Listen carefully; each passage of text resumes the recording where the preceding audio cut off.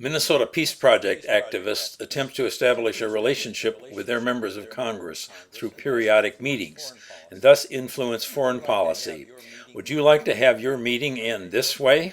We can't tie one hand behind our back. Cluster munitions are a legitimate option for our soldiers in the field.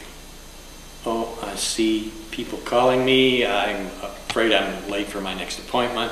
Thank you for coming and sharing your opinion. I value it, and we'll talk again soon. Or does this sound like a more productive conclusion to a meeting? Yes, that might require further study, but I'd be very open to that. That's really very encouraging. All too often we arrange meetings to tell our member of Congress why our position should be supported.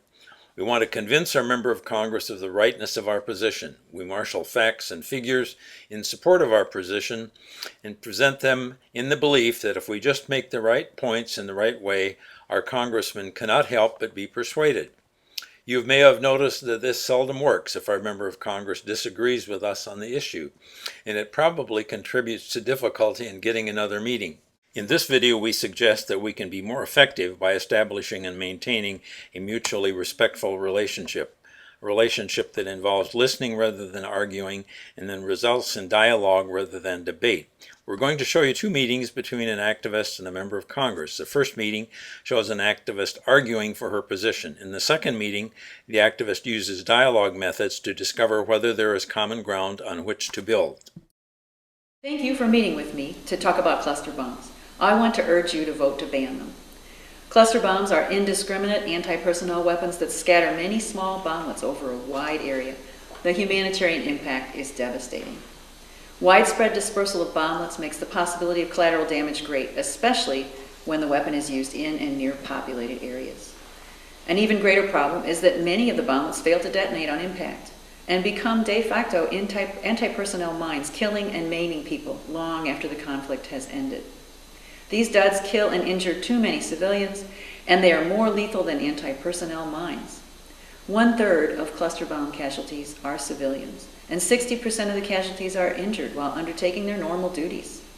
Cluster bombs caused more civilian casualties in Iraq in 2003 and Kosovo in 1999 than any other weapons system. In Laos, the International Committee of the Red Cross estimates that from 9 to 27 million submunitions remain, and some 11,000 people have been killed or injured, more than 30% of them children. We must stop the use of this inhumane weapon. I share the humanitarian concern, but cluster munitions have demonstrated their military utility, and their elimination from our arsenal would put the lives of our soldiers and those of our allies at risk. But these weapons are illegal. They are indiscriminate and persistent, and as such violate provisions of the Geneva Convention and the Nuremberg Principles. They do not follow rules of customary international humanitarian law. These are weapons that cannot be directed at a specific military objective, and whose effects cannot be limited only to military objectives. They are weapons whose military advantage cannot be assured to be greater than the damage to civilians. And they are weapons that violate the principle that all feasible precautions must be taken to minimize civilian injury and loss of life. We violate international law when we manufacture and use these weapons. It's the government's position that cluster munitions are legitimate weapons with clear military utility. In fact, banning them potentially poses negative consequences for civilians because the large-scale use of unitary weapons as an alternative to achieve military objectives could result in the greater loss of civilian life. But we're becoming an international outlaw. 17 countries have ratified the Convention on Cluster Munitions, and 98 have signed it. Austria, Germany, Japan, Mexico, Norway, and Spain have ratified the treaty. Signers include France, Canada, South Africa, the United Kingdom, and Australia. We are becoming alone in our unwillingness to be a humanitarian partner in the international community. I hear your concern, but war's not easy. It's pretty messy. When we're forced into war, we have to make hard choices to protect our forces and ensure victory. We can't constrain ourselves. We can't tie one hand behind our back. Cluster munitions are a legitimate option for our troops in the field. But Oh, I see my people calling me. I'm sorry I'm late for my next appointment. Thank you for coming. I appreciate your input. We'll talk soon. Okay, that may have been exaggerated a bit, But here's an example of a more productive conversation with a member of Congress on the same issue. Julie, it's good to see you again. Senator, good to see you. Yeah, thank you for coming in. Thank you for hosting me. My pleasure, and I'm sorry I'm late. I had a meeting that ran over. I Like understand. they usually do. I understand. How was your St. Patrick's Day, sir? Ah, that's so nice of you to ask. It was, I don't remember. No, of course I did. It was wonderful. I went to the parade. I saw you. Actually, I was the Grand Marshal. You probably saw that. I It was certainly really did. fun. The weather was nice. We had a great time. It was a beautiful day. It was this year. We were very lucky. And I wore my green tie up until yesterday, the entire month. So it's good to finally get back to normalcy. I'm very glad to be here again today. I want to say, first of all, I so appreciate what you've been saying lately on immigration reform, which I know is heating up. Your comments have been much appreciated, and I think they've taken a lot of courage. So Thank you, Julie. I really thank you for that. I'm here today specifically representing the peacemaking community on the continued use of cluster bombs in arenas of war. We are incredibly concerned that the humanitarian effects of the continued use of these weapons is really starting to outweigh their military effectiveness. And I just wanted to hear what you think about their continued use and if you would ever consider supporting a ban on cluster bombs. Right.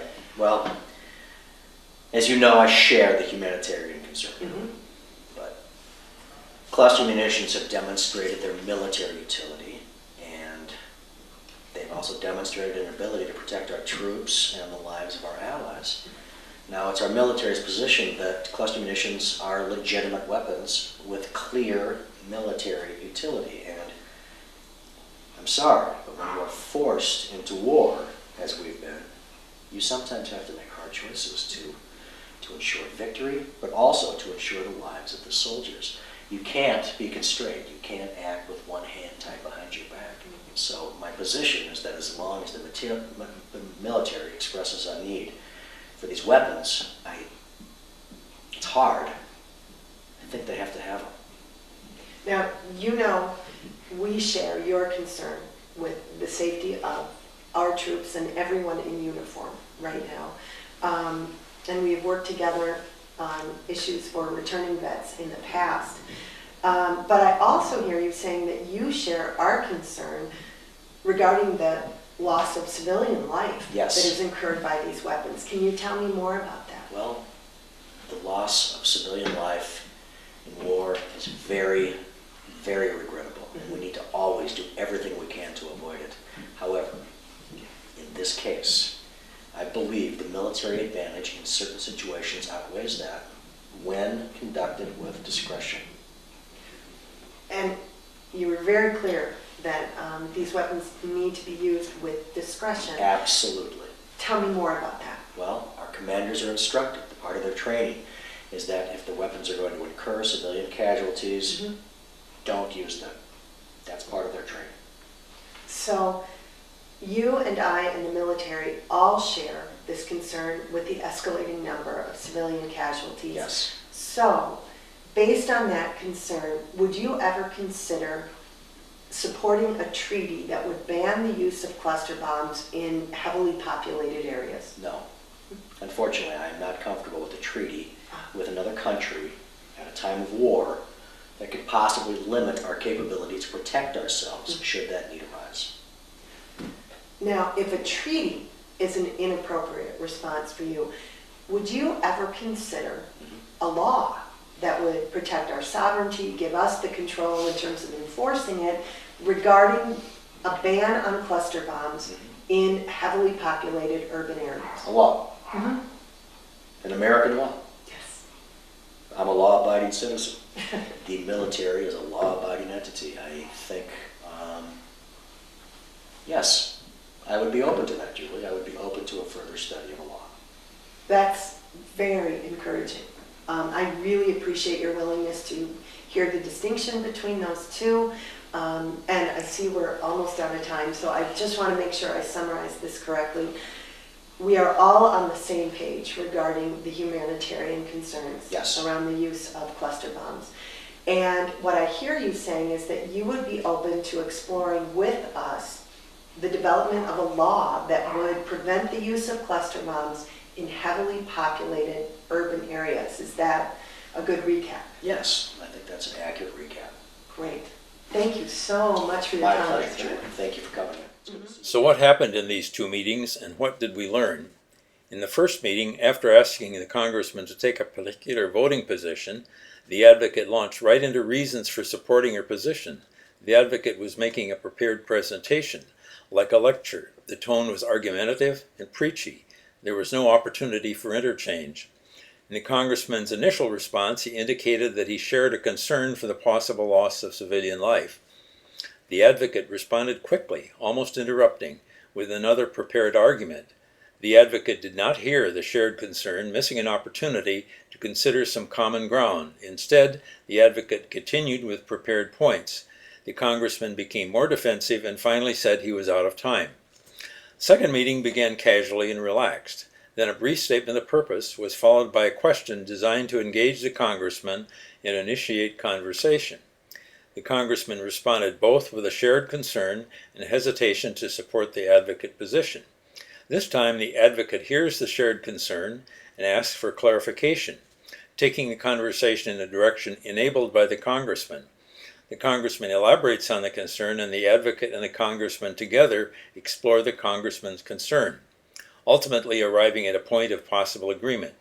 The meeting ends with the advocate summarizing the conversation, honoring the allowed time, and promising to keep in touch. Remember, your goal is to understand the perspective of your member of Congress and promote continued conversation.